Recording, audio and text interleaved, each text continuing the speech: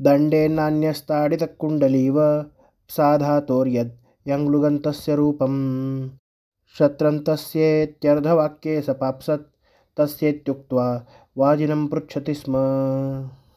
अन्यः आणखीन एक शिष्य दंडेन ताडितः म्हणजे काठीने मारले गेलेला, कुंडली इव म्हणजे सापाप्रमाणे, प्सा धातोः म्हणजे प्सा धातूचे, यंगलुगंतस्य रूपम यंगलुगंतामधील रूप, तच्च तसेच, शत्रंतस्य यद्रूपम शत्रंतरूप, इति अर्धवाक्ये सहा असे बोलत असताना अर्धवटच म्हणजे मध्येच, पाप्सत इत्युक्त्वा म्हणजे पाप्सत असे सांगून असे उत्तर देऊन, वादिनं पृच्छति स्म त्या प्रश्न विचारणाऱ्याला प्रतिप्रश्न विचारला.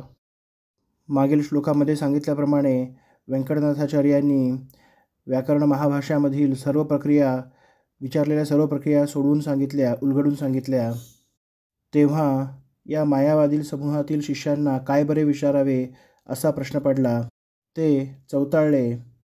त्यातीलच आणखीन एक शिष्य जणू काही सापाला काठीने मारले असता साप जसा चवताळतो त्याप्रमाणे रागाने उठला आणि व्यंकटनाथांना त्याने प्रश्न विचारला की प्सा धातूचे यंगलुगंत व शत्रंत रूप सांगा.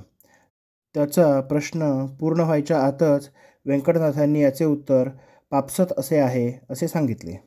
त्यानंतर या प्रश्न विचारणाऱ्याला व्यंकटनाथाचार्यांनी प्रतिप्रश्न केला.